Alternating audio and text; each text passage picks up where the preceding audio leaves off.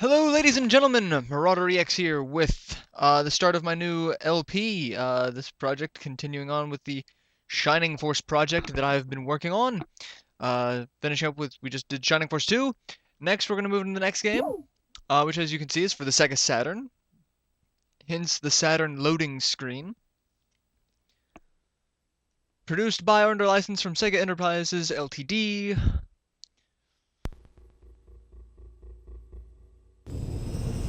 And presented by Working Designs, everyone's favorite developer. Done by Sonic Software Planning. I love Sonic Software Planning, and they became Camelot Software Planning. Great company. And this video makes no sense. Like, it's just kind of... This is kind of the intro, but there's no talking in it, so I figured I'm going to talk through it. So, yeah, we'll have fun with that, won't we?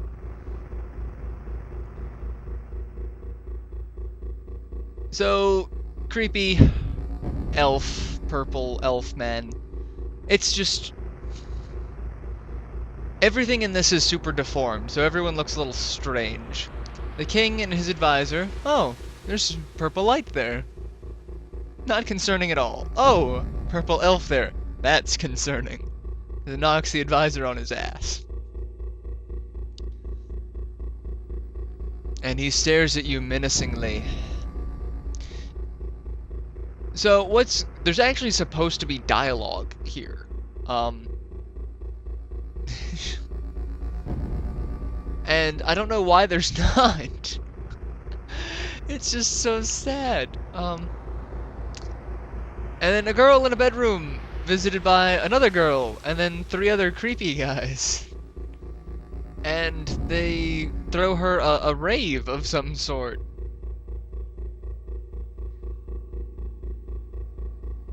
And after the rave, she just... too tired. Too much partying. Too much partying. Alright, yeah, enough with that. This is Shining Wisdom, for the Sega Saturn. It is a...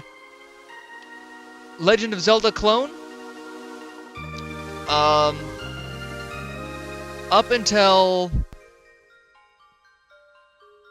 the Shining Soul games for the Game Boy Advance, this was considered the black sheep of the Shining series. Our perception must be... Yes, this is the fairy. We'll see the fairy a lot. What is your name? And we're gonna keep the name Mars, because we're gonna just leave default names and have that be it.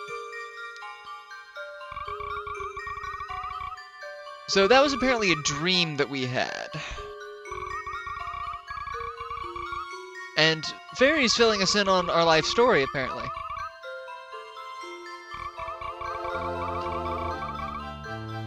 Never give up. Never give up. Never! Alright.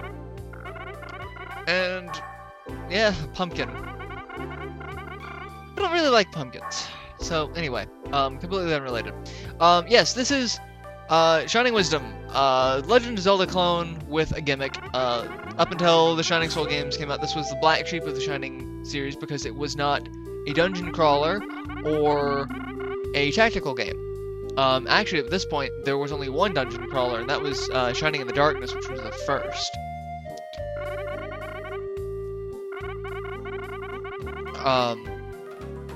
I'll get back to this game in talk about this game to the rest of the series in a moment. Backstory: we are the son of Sir Giles. He was the greatest knight in the kingdom. He died saving the kingdom from a terrible dragon. Your mom also somehow died in the fight. I'm not quite clear on that. So you were taken care of by your grandparents, and your grandfather is best friends with the advisor to the king, because they're both old guys. And you are also the successor to the family secret technique, which is the gimmick to this game. It's the charge dash, or whatever. I think it has a name. It's basically you have to press a button to charge up a gauge, in order to do more damage. You have we'll see it here in a minute. Grandpa there is trying it out and smacks into a barrel and then into a wall. This is one of the first times I've ever seen the word nincompoop in a game. Leave the shenanigans to the kids. I call shenanigans.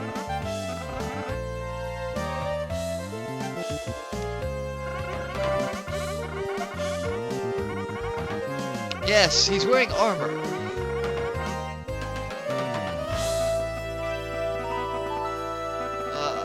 I try not to think about, you know, the sad repercussions of, like, so your parent, like, the main character's parents are dead, but that's also, those are your grandparents, that means that's also their son. It's like, oh, that's the acceleration skill, that's what it's called.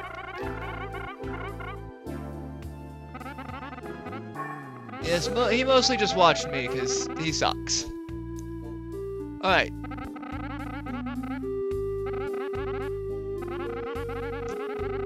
Basically, we gotta run over Grandpa here.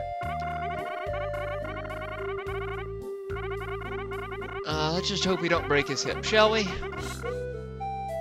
Alright, so here's the screen. The screen at the top, you see the little 1, 2, 3, 4. That is your acceleration skill. Press the button, and you can run into... Like, I apparently can't run into the barrel like he could. Completely unrelated, we are going to equip everything that we've got. We've got a sword, we've got healing herbs, and we've got nothing in the orb category. Explaining the rest of the screen, we've got 200 gold in the corner. We have the little balls of fire are life. Just like Legend of Zelda, it's kind of like hearts. I think each one can take like 3 hits depending on the level of hit that you take. So yeah. The B button charges up your acceleration skill. C button attacks. And you do more damage with the attack if you have a full acceleration gauge. So, run over Grandpa. He asked for it.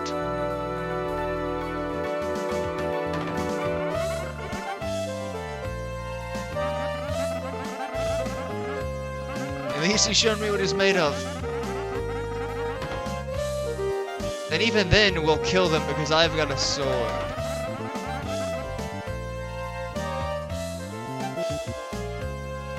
And that skill is the only thing that will damage an enemy if you're not equipped with a sword. Because you can damage people by running into them in this game. In fact, that's how we're going to do a fair bit of our damage, is by running into people.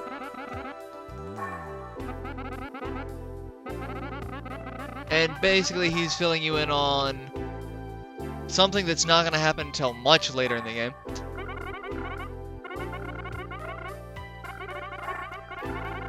Head for the soldiers' quarters. Your father was the greatest. You're never gonna live up to him.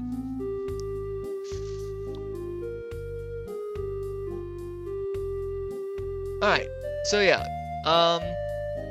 That's all there is to this game at the moment. We'll deal with stuff as it comes on.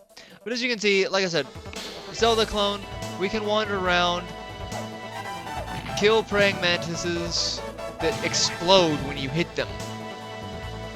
We took damage. Taking more damage. When you take damage, damn it, stop hitting me. When you take damage, your acceleration gauge slows down. I really dislike the collision detection in this game. But you want to kill things to get free stuff, like medical herbs and pig soldiers. And you can see, look, collision detection sucks.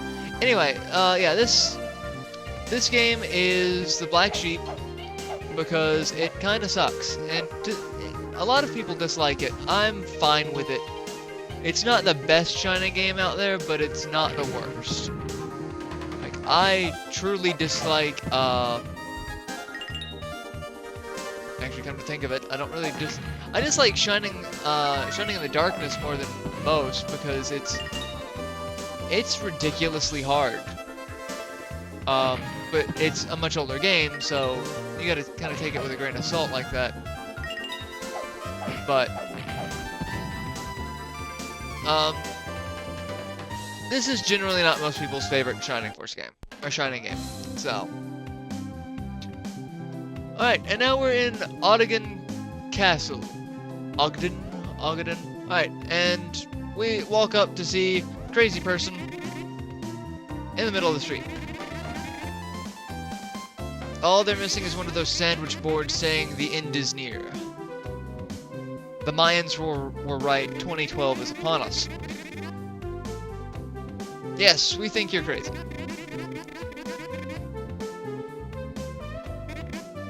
But one of the reasons why this game gets such a bad rep is because it is a Zelda clone. And at the time, there were much better Zelda clones. Alundra for the PS1. It's like, if you're gonna do a Zelda clone, do it right. This one is a bit lacking. It has some unique features, but it lacking. And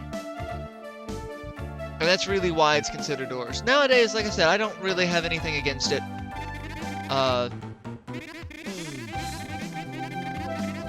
But looking at it, it's like there are some games that have done the Zelda thing better.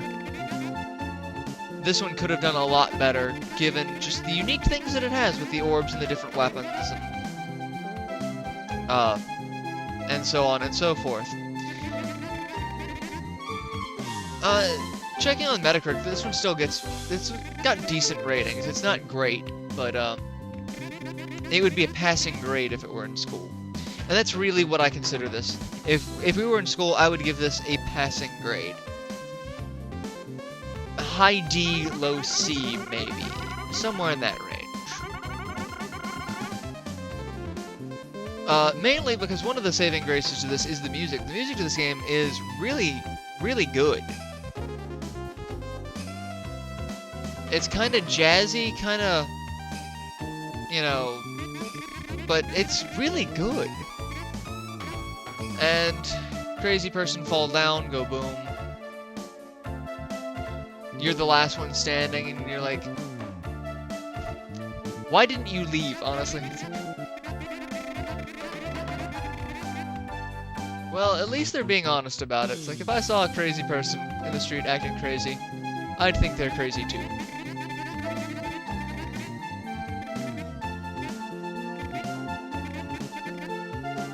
And with those wonderful parting words, we get control of our character again.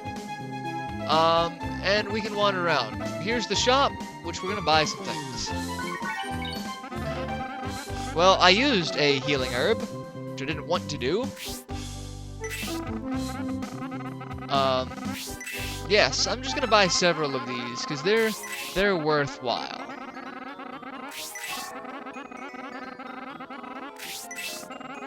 Yeah. No. No more for you.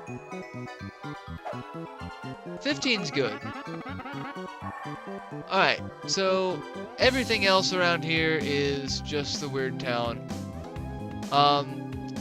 Like a Zelda game, there are secrets. So, see the little pathway for the door leads into the door, otherwise you can't get into this place. These are sages. And they'll looking over the characters and reading the bookshelves.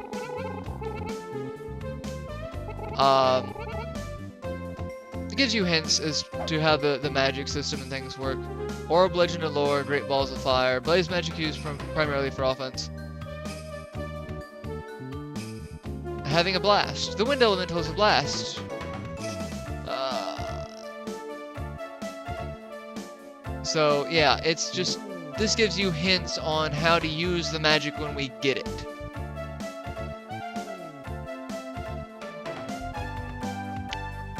Treasure is plentiful in the realm. So, and then where is... Yeah, this is the one that talks about Dark Titan. I'm really not sure if Dark Titan is... who Dark Titan is. Dark Titan was never mentioned in Shining Force lore before that I can think of.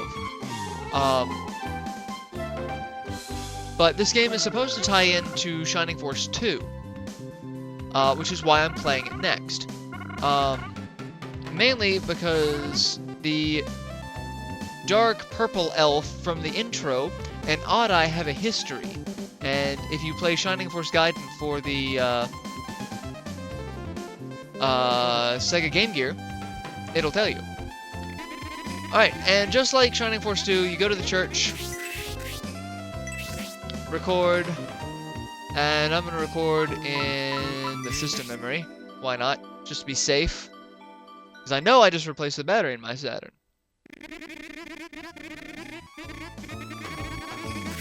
Yes, I would like to continue. And... let's go over to the castle.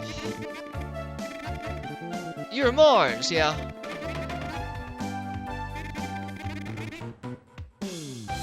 We're late, yep. Alright, so dude tells us where to go.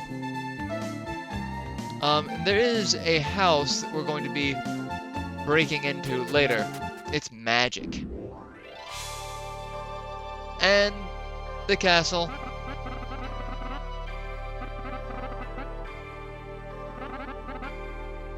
He's over there in the passage to the right.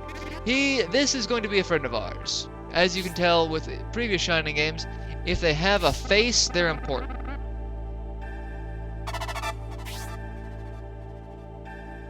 I love how I just walk up and I get chewed out. It's like, you're standing in a hallway talking.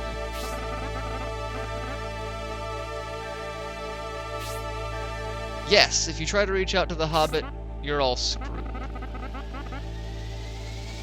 That new soldier looks just like Sir Giles. Yep.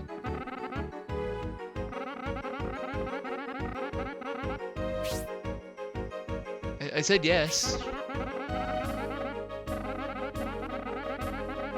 I shall be in the King's employ, because no one talks like that anymore. Wish they did, though, honestly. The blood of heroes courses in my veins. Alf. There he is. Told you, he has a picture, he's going to be important.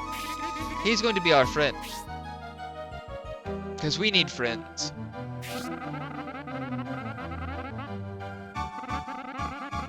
We will be working together, and we'll make a great team. Except, not.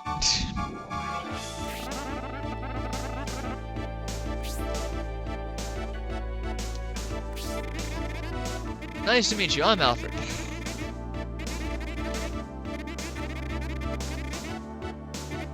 I was expecting someone much better.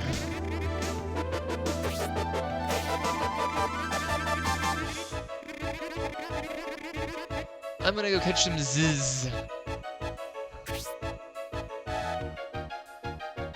Ziz. Alright, so we're gonna wander around, and I've got just a few minutes, so that'll give us time to look around and get ourselves into so much trouble.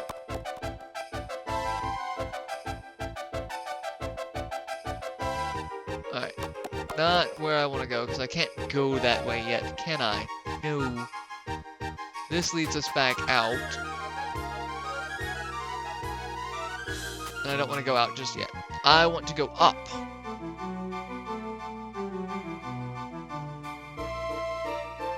Yes, I want to go up. This way leads me to the exact same place where I can't get to.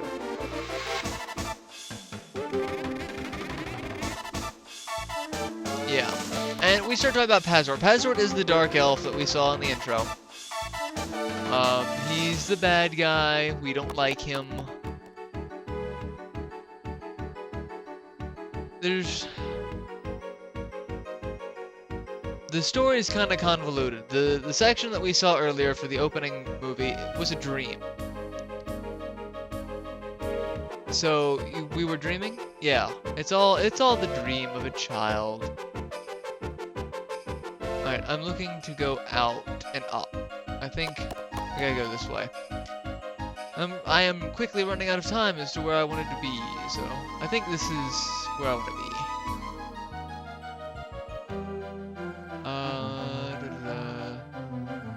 Where is it?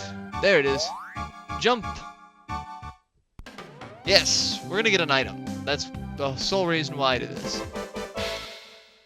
Angel Wing. And then we step out of the magic door, and some of the buildings in town have no obvious entrances. We found the false walls of the magician's house, but that one over there is still quite a mystery. Well, I just solved it, so yeah. Alright, and everyone in town's abuzz because there's hobbits. But I'll talk more about that in the next bit. I'll go ahead and end this video here, and I will see you all in our next installment. Till then, later everyone.